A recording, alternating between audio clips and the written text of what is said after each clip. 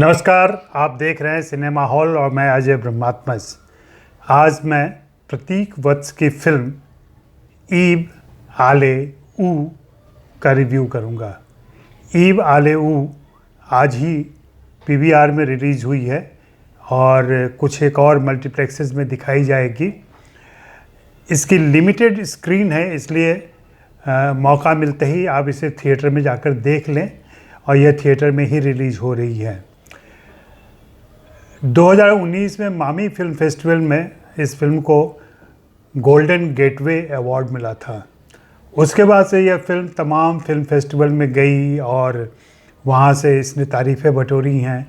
और इस फिल्म को देखने के बाद आप भी यह महसूस करेंगे कि हिंदी में ऐसे सिनेमा की भी कल्पना की जा सकती है जो सच्चाई से रूबरू होती हो और फिर भी आपको एंटरटेन करती हो।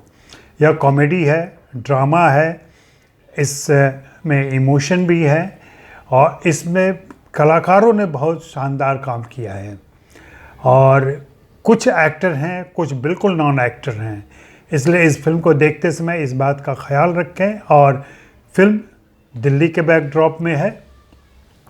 दरअसल मेरी राय में कुछ फिल्में ऐसी होती हैं जिनमें हम किरदारों का जब वास्तविक चित्रण कर रहे होते हैं, निर्देशक कर रहा होता है, तो उसके साथ ही उसका परिवेश, उसका माहौल और उसकी बाकी चीज़ों की भी क्रूरता, विद्रूपता, अमानवीयता भी उजागर हो जाती है। इस फिल्म में ऐसा ही कुछ हुआ है। यहाँ पे कुछ मामूली से किरदार हैं जिनको लेकर के ये फिल्म चलती है और इन किरदारों की कहानी कहने में ही निर्देशक ने और लेखक ने मिलकर एक ऐसा रूपक रचा है जो रूपक हमको अंदर तक झंझोड़ता है। यह कहानी असल में देखें तो उन चरित्रों की लड़ाई अपनी पहचान, सर्वाइवल और आजीविका के लिए है। और बैकड्रॉप में जो सेंट्रल विस्टा के नाम से मशहूर अभी हुआ है, जो सरकारी इमारतें हैं, लाल इमारतें हैं, उनका और इन किरदारों का, खास करके अंजनी, दोनों मिलके एक व्यतिरेक पैदा करते हैं, कंट्रास्ट पैदा करते हैं।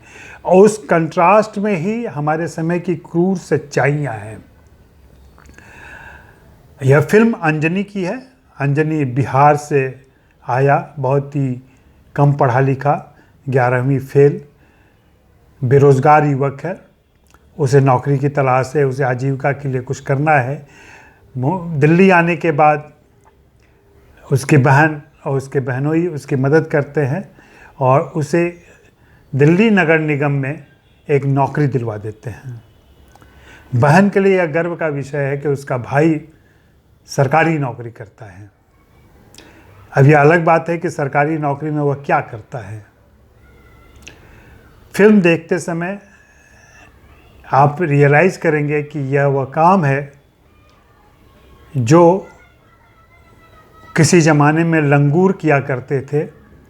अब चूँकि लंगूरों पर पाबंदी लग गई है, उन्हें यह काम नहीं दिया जा सकता या उनसे यह काम नहीं लिया जा सकता, तो इंसान की नियुक्ति होने लगी है ऐसे काम के लिए और अंजनी को यही काम मिला है, यानी बंदर भगाने का। सेंट्रल विस्टा इलाके में दिल्ली के इस लुटियन, जिसको कहते थे लुटियंस दिल्ली, उसमें बंदरों ने कोहराम मचा रखा है। दरअसल आप देखें तो शहरों के विकास और प्रसार से जंगल और वन कटते चले गए हैं और उनकी आबादी, जानवरों की आबादी जो मनुष्य के करीब भी रह सकता है,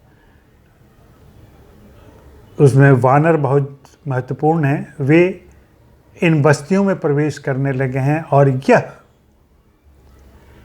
समृद्ध संपन्न दिल्ली के नागरिकों को, खास करके उन इमारतों में काम करने वाले अधिकारियों और मंत्रियों को नागवार गुजरता है।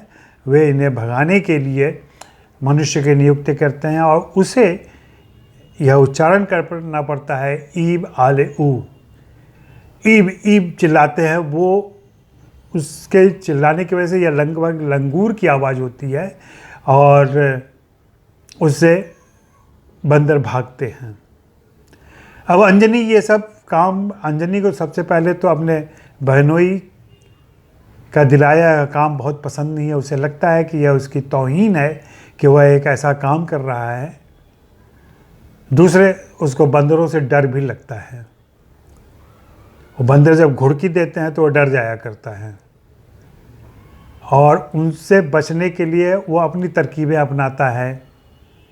कभी लंगूर के ड्रेस पहन लेता है, कभी लंगूर की तस्वीरें लगा देता है, कभी कोई और हरकत करता है और हमेशा इतना सीधा साधा भोला भाला है कि वो पकड़ा जाता है। उसकी शिकायत हो जाती है और फिर उसकी डांट पड़ती है।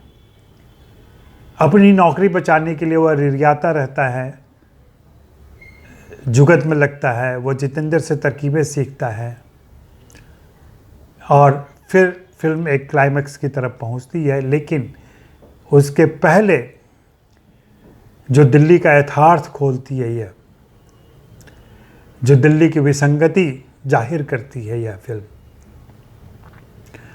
वह एक बिहार से आए मामूली आदमी,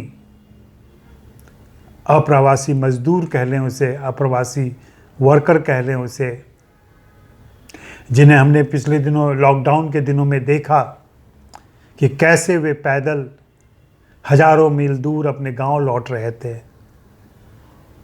शायद अगर अंजनी अभी तक वहाँ रहा हो लॉकडाउन में, हो सकता है अंजनी भी गांव लौटा हो वैसे ही पैदल। लेकिन न सत्ता को न समाज को उन पैदल यात्रियों की फिक्र है, क्योंकि समाज की संरचना ऐसी हो गई है जहां हम उनकी परवाह नहीं करते हैं, हम उनके प्रति बेफिक्र रहते हैं। अंजनी एक ऐसा ही किरदार है और यह फिल्म यह भी संकेत देती है कि आज़ादी के 73 सालों के बाद उत्तर भारत के राज्य, खास करके बिहार और उत्तर प्रदेश में सामाजिक विकास की स्थिति ये है कि वहाँ से पलायन होता है और मजदूर के तौर पर वहाँ के नागरिक, कम पढ़े लिखे नागरिक, इवन पढ़े लिखे नागरिक भी निकलते हैं और दूसरे शहरों में, दिल्ली में, बॉम्बे में, कोलकाता में और अन्य शहरों में जाकर नौकरी चाकरी करते हैं। कितनी हंसी की बात है और कैसी त्रासदी है कि हमारे राज्य अभी तक इतने पिछड़े हुए हैं कि वे अपनी आबादी को अपने इलाके में नौकरी नहीं दे सके, अपने राज्य में उनकी आजीविका का इंतजाम नहीं कर सके। ईब आले ऊ यही बात कहती है और उसको बड़े ही रोचक तरीके से कहती है और फिल्म में प्रतीक वत्स ने जिस ढंग के प्रतीकात्मक और बिंबात्मक रूपक रचा है, जो प्रसंग, जो संवाद फिल्म के अंदर हैं, वे फिल्म के प्रभाव को बढ़ाते हैं और बहुत ही सटीक तरीके से सारे किरदारों को हमारे सामने पेश करते हैं और वे दिल्ली शहर के विसंगतियों का भेद खोलते हैं। यह फिल्म निश्चित रूप से चूँकि प्रतीक वत्स की पहली फिल्म है और इस पहली फिल्म को देखते हुए यह एहसास होता है कि प्रतीक वत्स के पास सिनेमा मीडियम की अच्छी समझदारी है और सिनेमा मीडियम को वे बहुत अच्छी तरह पकड़ चुके हैं। हालांकि यह उनकी पहली फिल्म है, लेकिन पहली फिल्म में ही उनका अनुभव और उनकी दक्षता हमें दिखती है और इस बात के लिए उनकी तारीफ़ की जानी चाहिए कि उन्होंने एक तो ऐसा विषय चुना, उस विषय का बहुत ही सार्थक निष्पादन और सटीक निष्पादन किया और फिल्म हम तक पहुंचती है।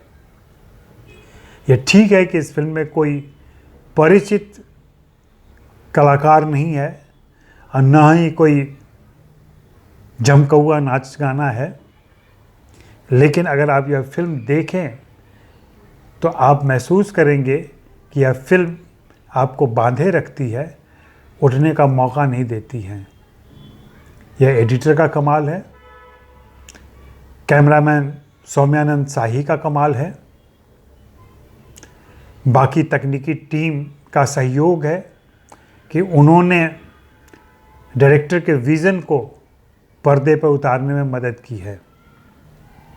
और उन कलाकारों का, खास करके शार्दुल भारद्वाज और महेंद्र और अन्य कलाकार, इन सभी ने मिलकर यह फिल्म रची है। वास्तव में देखें तो फिल्म में जो कहानी है और जो चित्रण है और जो परिवेश है, उसे देखने से हमें एहसास होता है कि महानगर कई परतों में जीता है। एक तो सबसे ऊपर की ऊंची परत है और एक सबसे नीचे की निचली परत है। इस निचली परत में ही अंजनी और महेंद्र और तमाम उसके साथी रहते हैं। ऊंची परत में उन इमारतों के अधिकारी और मंत्री रहते हैं और इनके बीच में जो लोग हैं वह सब भीड़ है। यह भीड़ इतनी हिंसक हो जाती है कभी कभी कि इस फिल्म के अंदर ही जितेंद्र की हत्या कर देती है, क्योंकि उसकी चूक से एक बंदर की मौत हो जाती है।